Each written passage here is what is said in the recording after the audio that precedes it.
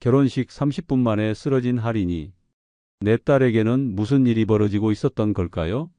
오늘의 이야기 시작합니다. 그 전에 잠깐 구독과 좋아요 눌러주시면 큰 힘이 됩니다. 영상 속 인물과 장소는 개인정보 보호를 위해 가명으로 재구성하였습니다. 오늘도 똑같은 하루가 시작됩니다. 아내 소영이 세상을 떠난 지 벌써 5년이 흘렀는데 여전히 그녀가 만들어주던 아침 식사가 그리워요. 혼자 먹는 토스트는 언제나 맛이 없습니다. 아빠, 중요한 얘기가 있어요. 딸 할인이 거실로 들어오는 소리에 고개를 들었습니다. 평소보다 조심스러운 목소리였죠. 26살이 된 할인은 여전히 제게 어린아이 같아 보이는데 오늘따라 얼굴이 상기되어 있었어요. 무슨 일이야? 아빠, 저 임신했어요. 그리고 결혼하려고 해요. 찻잔을 들고 있던 손이 멈췄습니다. 임신? 결혼? 갑작스러운 소식에 머리가 하얗게 변했어요. 할인이 누군가와 만나고 있다는 건 알고 있었지만 이렇게 급작스럽게 결혼 얘기가 나올 줄은 몰랐죠. 상대가 누구야? 문제아라고 해요. 작년에 아빠께 얘기했던 그 사람이요. 회사에서 만났는데, 아, 그 남자. 할인이 한번 언급했던 기억이 납니다. 그때는 그냥 회사 동료 정도로만 생각했는데 이렇게 진전된 사이였다니요. 임신이 몇 개월이나 됐는데 3달 됐어요. 이제 안정기에 들어섰고, 할인의 말이 계속 이어졌지만 제 머릿속은 복잡했습니다.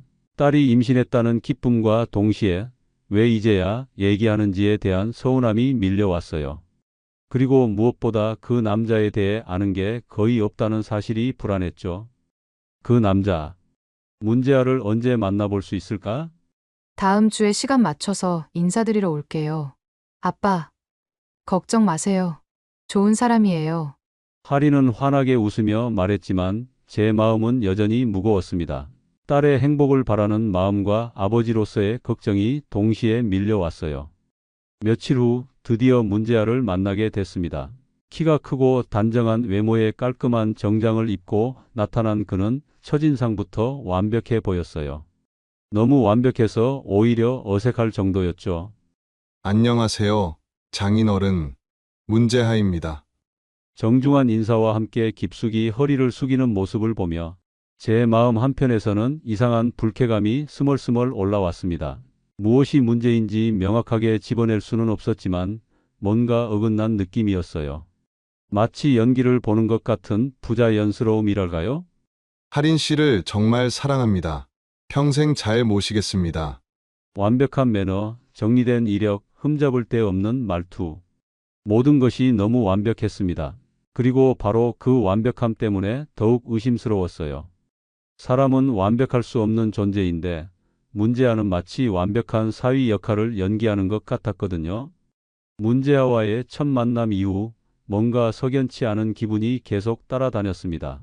할인은 행복해 보였지만 아버지로서의 직감이 자꾸만 경고음을 울려댔어요. 아빠, 상견례 날짜 잡았어요. 다음 주 일요일에 문제아 부모님이랑 만나기로 했어요. 할인의 밝은 목소리에 마음을 달래려 했지만 그 다음 날 전화가 왔습니다. 죄송합니다. 장인어른, 어머니가 갑자기 몸이 안 좋아져서 상견례를 연기해야 할 것 같습니다. 문제아의 사과는 정중했지만 뭔가 어색했어요. 두 번째 약속도 마찬가지였죠. 이번엔 아버지가 출장을 가신다는 이유였습니다. 세 번째 연기 사유는 더욱 황당했어요. 집안에 우환이 생겼다는 것이었죠. 할인아, 문제아 부모님이 연락이 안 되는 게 이상하지 않니? 아빠, 그냥 바쁘신 거예요. 재아 오빠가 말하는데 부모님이 원래 소심하셔서 상견례를 부담스러워 하신대요. 할인은 그렇게 말했지만 제 의심은 더욱 깊어졌습니다. 그리고 며칠 후 문제아가 갑자기 이상한 제안을 해왔어요. 장인어른, 혹시 보험 가입에 관심 있으세요? 할인 씨 임신도 했고, 이제 가족이 늘어나니까 보험을 좀 더 든든하게 해두는 게 좋을 것 같아서요. 보험? 네, 생명보험이요. 할인 씨 명의로 5억 원 정도 가입하면 어떨까요? 제가 수익자가 되고요. 순간 등골이 오싹했습니다. 아직 결혼도 하지 않았는데 벌써 보험 얘기를 하다니. 게다가 5억 원이라는 거액의 보험을 할인이 명의로 가입하자는 제안이 너무 이상했어요. 그런 건 결혼 후에 천천히 생각해 봐도 되지 않을까? 아, 네. 그냥 미리 준비하는 게 좋을 것 같아서요. 그리고 장인어른 혼인신고도 빨리 하는 게 좋겠어요. 아이 때문에라도요. 문제아의 말은 합리적으로 들렸지만 뭔가 급하게 서두르는 느낌이 들었습니다. 마치 시간에 쫓기는 것처럼 말이죠. 그날 밤 잠이 오지 않아 친구 도윤에게 전화를 걸었습니다. 도윤은 20년 넘게 경찰로 일하다가 최근에 퇴직한 제 절친이었어요. 도윤아, 부탁이 하나 있어. 뭔데? 우리 할인이 결혼하려는 남자가 있는데 좀 이상한 구석이 있어서 말이야. 신상을 좀 알아봐 줄 수 있을까? 그래? 뭐가 이상한데? 문제아의 행동들을 하나씩 설명하니 도윤도 심각한 목소리로 답했습니다. 진우야, 그거 좀 수상하네. 특히 보험 얘기는 정말 이상해. 내가 한번 알아볼게. 고마워. 그냥 제대로 된 사람인지만 확인하고 싶어서. 전화를 끊고 나니 조금 마음이 놓였습니다. 혹시 제가 너무 예민하게 반응하는 건 아닐까 하는 생각도 들었지만 아버지의 직감을 무시할 수는 없었어요. 며칠 후 문제아는 또다시 보험 얘기를 꺼냈습니다. 이번엔 할인과 함께 왔어요. 아빠, 재아 오빠 말이 맞는 것 같아요. 아이도 생겼으니까 보험 하나 정도는 들어두는 게 좋겠어요. 할인까지 설득당한 모습을 보니 더욱 불안해졌습니다. 결혼식 날짜도 다음 달로 잡혔고 모든 게 너무 빠르게 진행되고 있었어요. 마치 누군가가 시간을 재촉하는 것처럼 말이죠. 밤마다 잠 못 드는 날이 계속됐습니다. 문제아의 완벽한 미소가 자꾸만 떠올랐어요. 그 미소 뒤에 무엇이 숨어 있는지 알 수 없어서 더욱 두려웠죠. 결혼식 당일 아침, 할인은 그 어느 때보다 아름다워 보였습니다. 순백의 웨딩 드레스를 입고 화장을 마친 딸의 모습에 가슴이 뭉클했어요. 소영이 살아 있었다면 얼마나 기뻐했을까 하는 생각이 들었죠. 아빠, 어때요? 예쁘죠? 정말 예쁘다. 엄마가 봤으면 울면서 기뻐했을 거야. 할인의 눈가에 살짝 눈물이 맺혔습니다. 아마 어머니 생각이 났나 봐요. 저 역시 가슴 한편이 아려왔어요. 식장은 화려했습니다. 문제아가 준비한 것 치고는 너무 과한 것 같았지만 할인이 좋아하니까 상관없었어요. 하지만 여전히 문제아의 부모님은 보이지 않았습니다. 재아 오빠, 부모님은 언제 오세요? 아, 곧 오실 거예요. 교통이 좀 막혀서요. 문제아의 대답은 여전히 어색했습니다. 도윤의 조사 결과도 아직 나오지 않았고 불안한 마음을 달래며 식을 치르고 있었어요. 식이 시작되고 1시간 정도 지났을 때였습니다. 할인이 갑자기 얼굴이 하얗게 변하더니 휘청거리기 시작했어요. 할인아. 제가 달려가려는 순간 할인이 바닥에 쓰러졌습니다. 순백의 웨딩 드레스가 바닥에 퍼지고 할인의 얼굴은 점점 파래져 갔어요. 구급차, 구급차를 불러. 식장이 순식간에 아수라장이 됐습니다. 사람들이 우왕좌왕하는 가운데 문제아만 유독 침착했어요. 너무 침착해서 오히려 이상할 정도였죠. 할인아, 할인아. 딸을 부르며 구급차를 따라 병원으로 향했습니다. 응급실에서 의사들이 할인을 치료하는 모습을 보며 가슴이 터질 것 같았어요. 보호자분이세요? 네, 아버지입니다. 환자분이 청산가리 중독으로 보입니다. 이미 손을 쓸 수 없는 상태예요. 뭐라고요? 청산가리 중독? 그게 무슨 소리죠? 할인이 왜 청산가리에 중독된 거예요? 그리고 뱃속 아이도 함께 숨졌습니다. 정말 죄송합니다. 의사의 말에 온 세상이 무너지는 것 같았습니다. 할인도 손주도 모두 잃었다는 현실이 받아들여지지 않았어요. 아니야, 아니야. 무릎이 꺾이며 바닥에 주저앉았습니다. 5년 전 소영을 잃었을 때도 이렇게 절망적이지는 않았어요. 이번엔 딸과 손주를 동시에 잃었으니까요. 그런데 문제아의 반응이 이상했습니다. 슬퍼하는 기색은 전혀 없고 오히려 의사에게 차분하게 질문을 하고 있었어요. 혹시 사인을 정확히 확인할 수 있을까요? 보험 처리를 위해서요. 보험 처리? 네, 할인 씨가 생명보험에 가입되어 있어서요. 5억 원 정도 되는데 그 순간 모든 것이 명확해졌습니다. 보험 가입을 그렇게 재촉했던 이유, 결혼을 서두른 이유, 그리고 지금 이 침착한 반응까지. 모든 것이 계획된 것이었어요. 당신이 할인이를 죽인 거죠? 장인어른, 그런 말씀은 안 되죠. 저도 아내를 잃고 슬픕니다. 문제아는 여전히 완벽한 연기를 하고 있었습니다. 하지만 이제 그 가면 뒤에 진짜 얼굴을 봤어요. 차갑고 계산적인 살인마의 얼굴을 말이죠. 경찰을 불러. 장인어른, 진정하세요. 경찰은 이미 와 있습니다.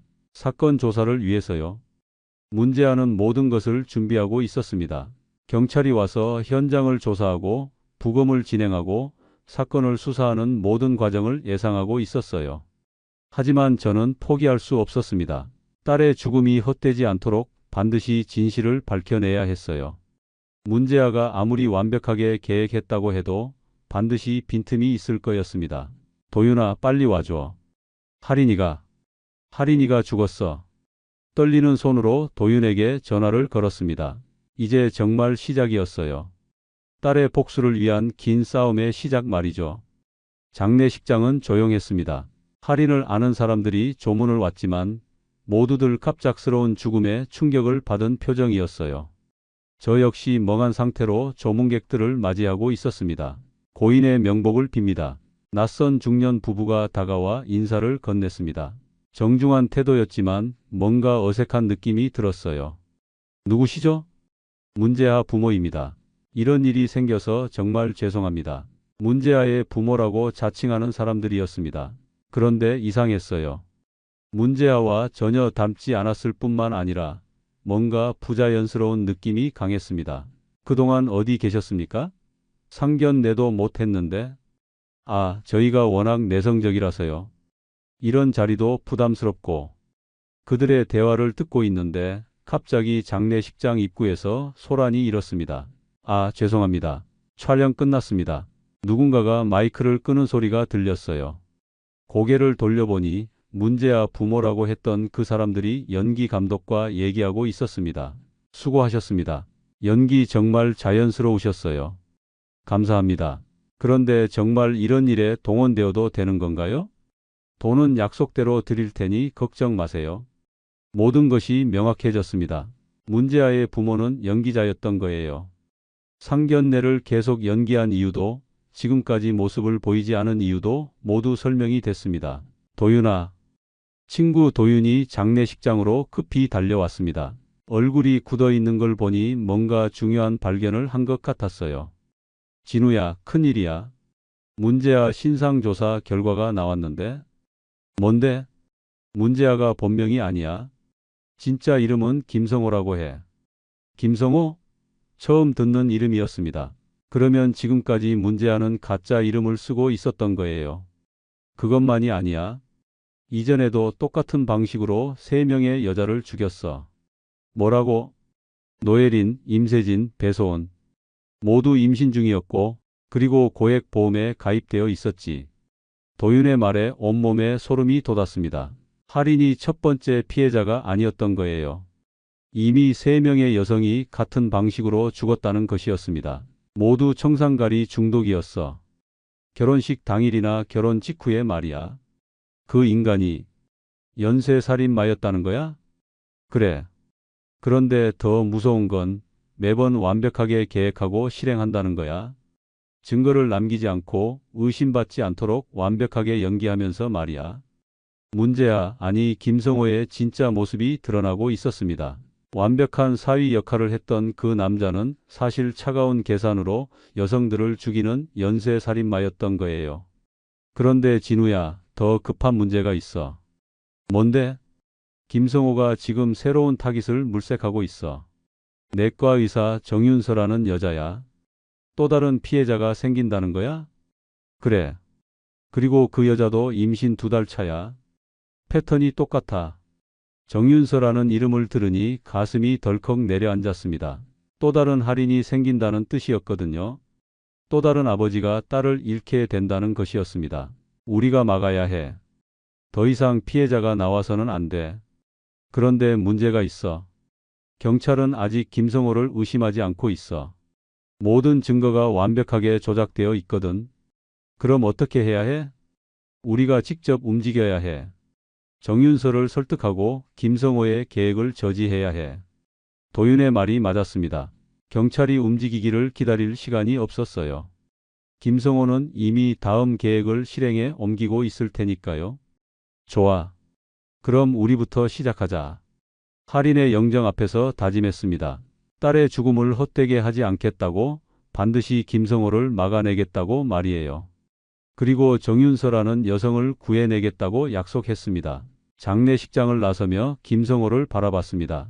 여전히 완벽한 연기를 하고 있었지만 이제 그 가면 뒤에 진짜 얼굴을 알고 있었어요. 그리고 그 얼굴을 세상에 드러내 보이겠다고 결심했습니다. 할인의 장례를 치른 지 일주일이 지났습니다. 김성호는 조용히 자취를 감췄지만 저와 도윤은 그의 행적을 추적하기 시작했어요. 정윤서를 구하기 위해서는 김성호의 범죄 패턴을 완전히 파악해야 했습니다. 진우야, 이전 피해자들 가족을 만나봤어. 도윤이 무거운 표정으로 찾아왔습니다. 손에는 두꺼운 파일을 들고 있었어요.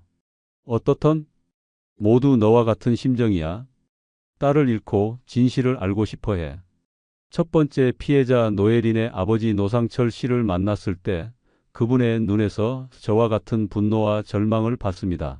2년 전 일이었지만 여전히 상처가 아물지 않은 모습이었어요. 김성호가 우리 예린이에게 접근한 방식도 똑같았어요. 완벽한 남자친구 역할을 하다가 임신하자마자 보험 가입을 재촉했죠.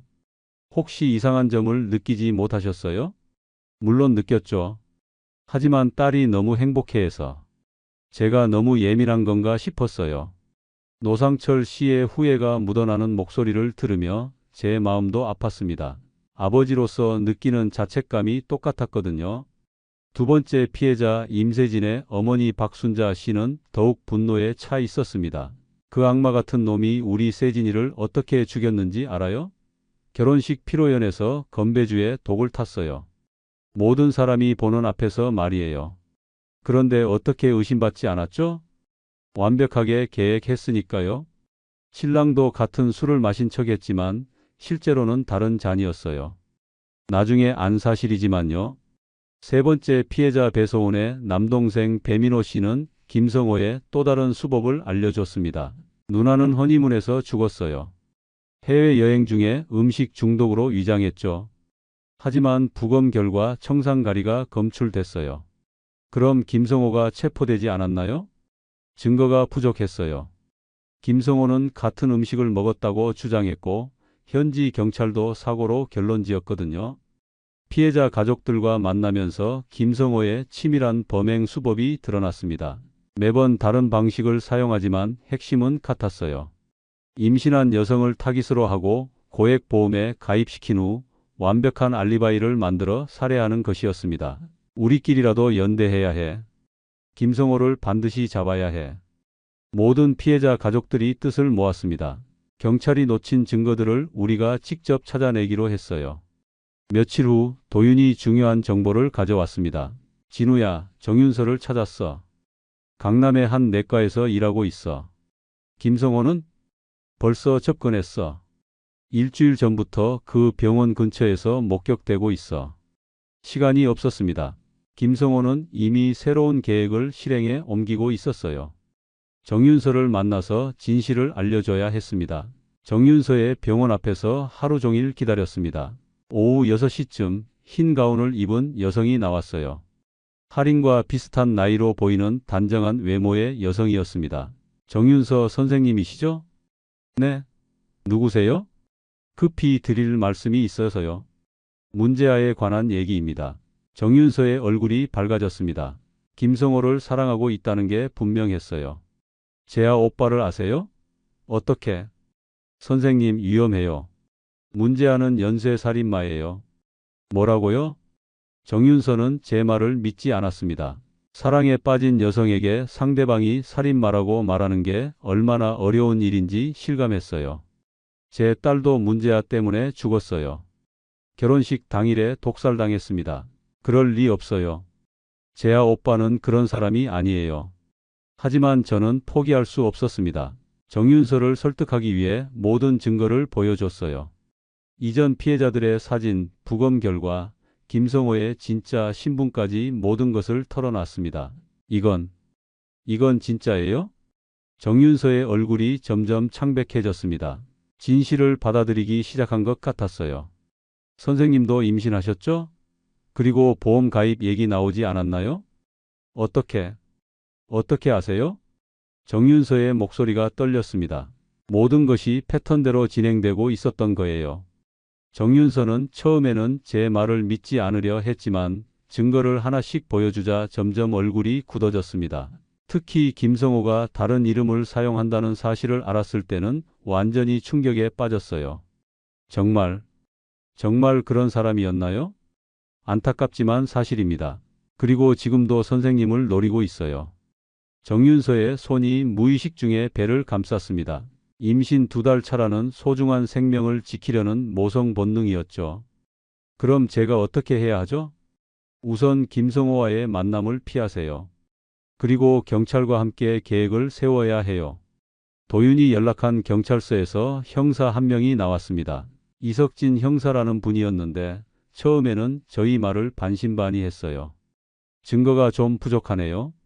정황상 의심스럽긴 하지만 확실한 물증이 있어야. 그럼 현행범으로 잡으면 되지 않나요? 그러려면 위험한 상황을 만들어야 하는데 정윤서 씨가 직접 미끼 역할을 해야 합니다. 정윤서는 두려워했지만 다른 피해자가 생기는 것을 막기 위해 협조하기로 했어요. 저희는 치밀한 계획을 세웠습니다. 며칠 후 김성호가 정윤서에게 연락을 했습니다. 예상대로 보험 가입을 제안했어요. 윤서야, 아이도 생겼으니까 보험 하나 들어두자. 만약의 경우를 대비해서 말이야. 정윤서는 연기를 해야 했습니다. 아무것도 모르는 척하면서 김성호의 제안을 받아들이는 연기를 말이에요. 그래요, 오빠. 오빠가 하자는 대로 할게요. 고마워. 그리고 이번 주말에 특별한 곳에서 식사하자. 우리 아이를 위한 축하 자리야.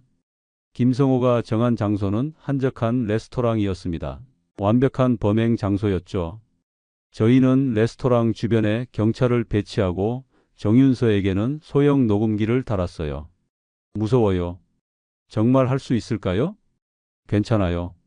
우리가 모두 지켜보고 있으니까요. 그날 밤 정윤서는 김성호와 만났습니다. 저는 레스토랑 맞은편 건물에서 망원경으로 지켜보고 있었어요. 도윤과 이 형사는 각각 다른 위치에서 대기하고 있었습니다. 윤서야, 축하해. 우리 아이를 위해서. 김성호가 와인잔을 들어 올렸습니다. 정윤서는 임신 중이라 와인 대신 물을 마셨어요. 그런데 그 순간 김성호가 무언가를 정윤서의 물잔에 넣는 것을 봤습니다. 지금이야. 무전기로 신호를 보냈지만 이미 정윤서가 물을 마신 후였어요. 하지만 정윤서는 미리 준비한 쿠토제를 복용했기 때문에 곧바로 토해냈습니다. 무슨 일이야, 윤서야? 김성호는 당황한 척했지만 눈빛은 차갑게 식어 있었어요. 뭔가 잘못됐다는 것을 눈치챈 것 같았습니다. 배가 좀 아파요. 화장실 좀. 정윤서가 자리를 뜨려는 순간 김성호가 그녀의 팔을 붙잡았습니다. 어디 가려고? 아직 식사도 안 끝났는데? 김성호의 목소리에서 위협적인 느낌이 들었어요. 더 이상 완벽한 연기를 할 필요가 없다고 판단한 것 같았습니다. 놓아주세요. 윤서야, 넌 너무 많이 알고 있어. 그냥 조용히 죽어주면 안 될까? 김성호의 진짜 얼굴이 드러났습니다. 차갑고 잔인한 살인마의 모습이었어요. 정윤서가 비명을 지르려는 순간 레스토랑 문이 열렸습니다. 이 형사와 다른 경찰들이 들이닥쳤어요. 김성호 체포한다. 하지만 김성호는 순간적으로 정윤서를 인질로 잡았습니다. 미리 준비한 칼을 그녀의 목에 댔어요. 한 발짝도 움직이지 마. 움직이면 이 여자 죽는다. 긴장된 대치 상황이 이어졌습니다. 김성호는 정윤서를 끌고 레스토랑 뒤편 비상구로 향했어요.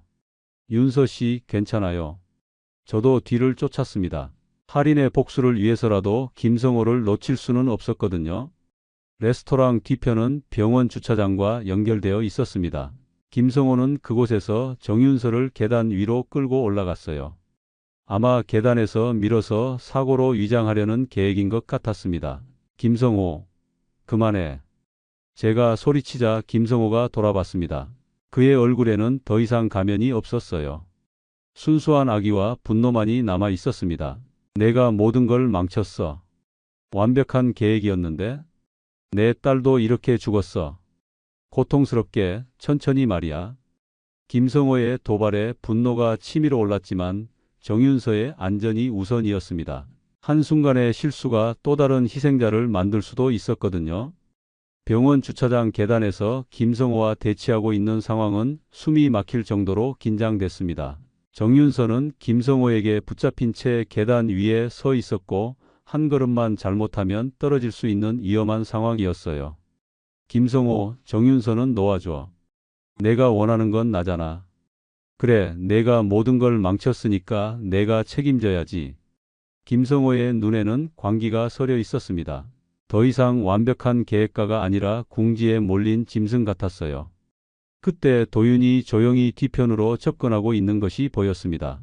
저는 김성호의 주의를 끌기 위해 계속 말을 걸었어요. 내가 죽인 사람이 할인만이 아니라는 거 다 알고 있어. 노예린, 임세진, 배소은까지. 모두 내 손에 죽었지. 그래서 그 여자들은 모두 쓸모없는 존재들이었어. 돈만 있으면 되는 거 아냐? 김성호는 여전히 냉소적이었습니다. 인간의 생명을 돈으로만 계산하는 괴물이었어요. 쓸모없다고? 그들도 모두 소중한 사람들이었어. 가족이 있었고 꿈이 있었어. 꿈? 임신한 여자들이 무슨 꿈이 있겠어. 그냥 애나 낳고 살다가 죽는 게 전부지. 김성호의 말에 분노가 치밀었지만 참아야 했습니다. 도윤이 위치를 잡을 때까지 시간을 벌어야 했거든요. 그럼 보험금은 뭐에 썼어? 그렇게 많은 돈을? 다음 사냥감을 찾는 데 썼지. 완벽한 신분을 만들고 완벽한 계획을 세우는데 돈이 많이 들거든. 김성호는 자신의 범죄를 자랑스럽게 얘기했습니다. 마치 예술 작품을 설명하는 것처럼 말이에요. 그 순간 도윤이 김성호의 뒤편에서 신호를 보냈습니다. 준비가 됐다는 신호였어요. 김성호, 마지막으로 묻겠어. 후회하지 않아?